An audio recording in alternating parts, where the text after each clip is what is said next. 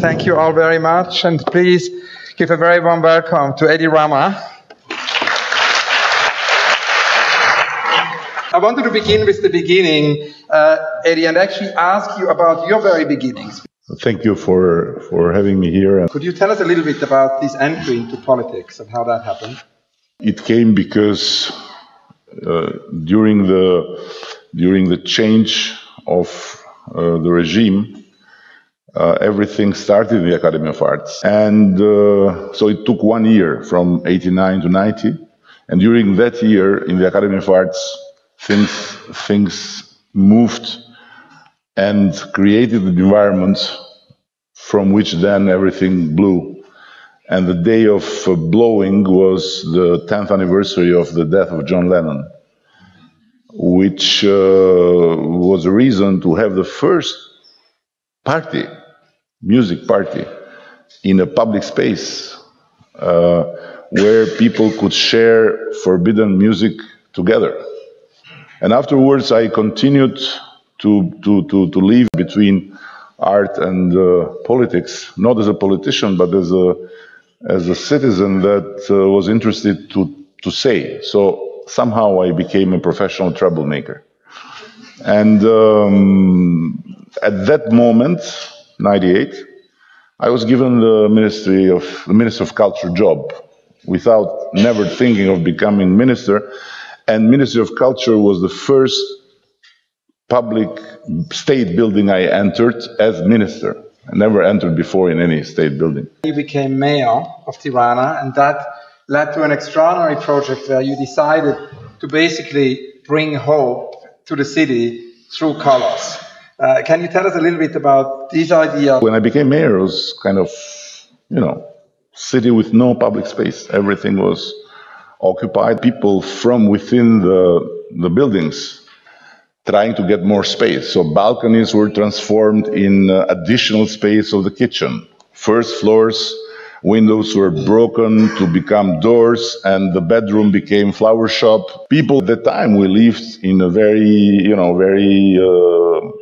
let's say, tight spaces. And instead of building social housing, the regime built 600,000 bunkers to protect Albania from the hypothetical attack of the American imperialists. So imagine what would have been if they would have built apartments instead of bunkers.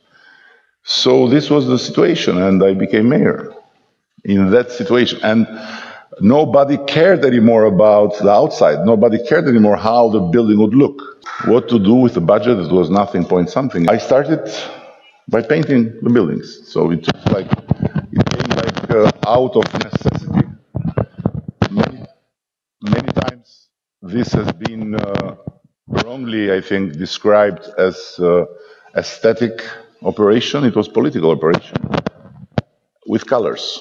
There was a noisy minority against it. And I said, maybe I have to just stop and made a survey, which remains my preferred survey in 20 years of politics. Do you like what's happening in your city with the colors? And do you want it to stop or continue? Do you like it? Was 67% yes. Do you want it to continue? Was 85%. So half of them that didn't like it, didn't want it to stop. So this is like,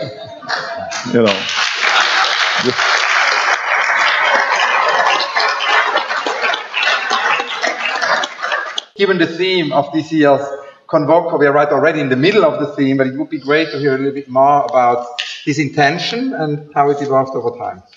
About Europe, you mean? Yeah. For us, in the region, Europe is first and foremost what was meant to be a project of peace and of cooperation for the good of the young generations. So we can't give up on that. Although Europe is not going well, to say the least, we still want it. And it's not that we want to join Europe and add more headaches to the big guys there. who are apparently fed up with some countries that are the newcomers and so on and so further. But it's because we want to build a European country and European region with institutions and with rule of law and functioning democracies. And there is only one way to do it. It's Europe. EU values, the Albanian values, we discussed earlier over lunch how that negotiation happened. So it would be interesting to hear about that and just also what is your personal vision for Europe? Let me say one thing. Albania was the only country in Europe that had more Jews after the war than before the war. It's the only country in Europe where no Jew was released to the Nazis. And where the Nazis lost it was that Muslim families adopted Jews. And the Albanian Catholic cardinal made a lot of fake baptized procedures to give Jews Catholic identity. And when the Nazis convoked the 4 religious leaders, they were the only, let's say, authority in the country after the occupation, and they said, we want to sign an agreement with you.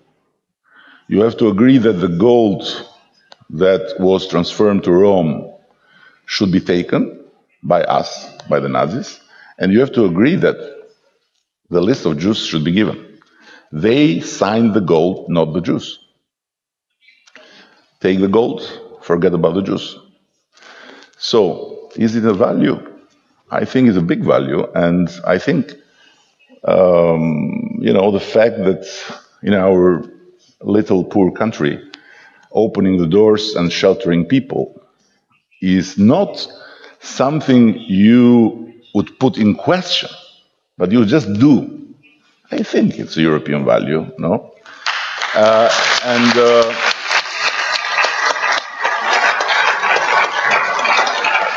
What's the point of keeping this space within and without, and leaving this space like a zone where people are still very much believing in the idea of being part of this big family, but, if this idea will fade, what is the difference between a young Muslim in our region and a young Muslim in, let's say, Iraq?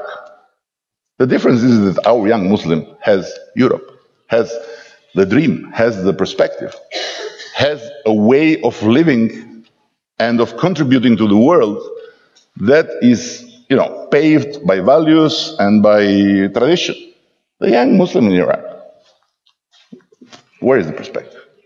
So it's very important to understand that, yes, we are Europeans, but being part of the Union for us is not a matter of adding to the mess. It's simply a matter of belonging once and forever to a space of values and people that is the best in the world. Now, 2 last questions. We've all seen images over the last couple of weeks in relation to the June 30 election, images which are quite disruptive of what we think of the new Albania. Could you tell us a little bit about that? Yes, maybe I can. No, I don't know. I'm biased because I'm one side. There is another side that if you had invited them here, you would have heard a completely different story.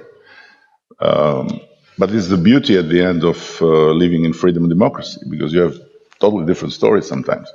We have a very tough political life, in terms of very tough, I strongly believe that the quality of democracy, the quality of living together does not depend on how much you agree, but in which way you disagree. We can't even agree about the time. So we need to grow up. Democracy is not an easy exercise, and growing up and maturing is part of this painful period of transition. And Europe is very important, and European integration is unique because of this. It gives you the tools to modernize. It gives you the way and the know-how to build institutions, to build a credible justice system. And combining the know-how of Europe with the very attractive power Europe has on the Albanians, you can make reforms that are really very unpopular, but that have big support.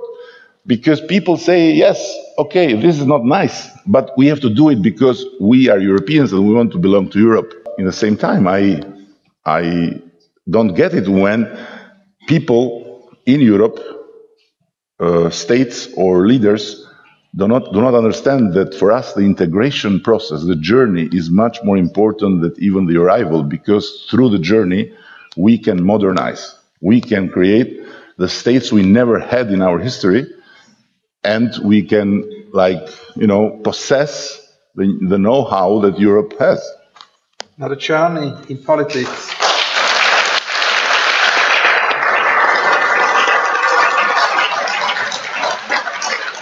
There is a journey, your journey in politics, and as we initially said, there is your journey in art. And of course, your journey in art never stops. You do many exhibitions. You participated in the Venice Biennale. 2 years ago, you had a recent exhibition in Berlin. It goes back to Umberto Eco in the same conversation I had with him, where he talked about the importance of having artists in the EU, of having artists in politics, of having artists on the board of organizations.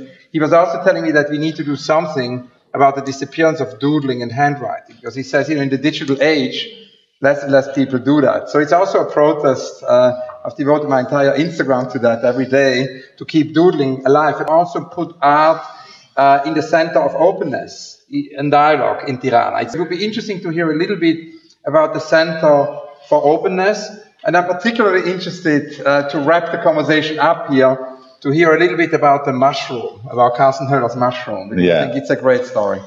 Before becoming Prime Minister, I always said, if one day I become Prime Minister, this building will not have fences anymore. Because it was surrounded, looked like a prison, with fences, with soldiers. And I always believed that buildings protect themselves through beauty, not through fences. So I took off the fences, and the whole first floor was opened up to the public and is now a center for openness and dialogue, we call it. We have exhibitions, we have public library, we have a little movie theater where kids can come and can project their movies and can discuss. And we have also discussions there. And I said protesters can come and use it for free to set the case. And if they want, I can come, ministers can go to discuss with them. But protesters have a problem with discussing, because if they discuss, they are not protesters anymore. So it's not easy, but still it's there also for this. And so we had some very generous contributions from Thomas Demand, who practically was the artist that opened the center. We had a beautiful show of his work. We had Philip Pareno donation, one beautiful marquise in the entrance of the Prime Minister building, which was very controversial. It still is. My opponent friends, they want to break it but until now it has survived. But the mushroom of Carsten that was put in the garden didn't survive the assault of the protesters, so they broke it. They broke it, and of course it was a sad moment. It was sad, but it was also difficult to explain to Carsten that it was not an aesthetical protest. It was a political protest. It was against me, not against the mushroom. They couldn't get me, they got the mushroom, and so the mushroom was broken.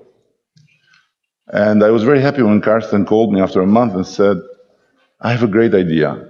Because I said to him, we need to do it again. I said, we'll do it again, but we'll do it 25% higher. So whoever will touch it will know that it will come back higher. So this will prevent people from harming the mushroom, But if they harm it, the mushroom just grows. So I find it beautiful, you know, it's like, you know,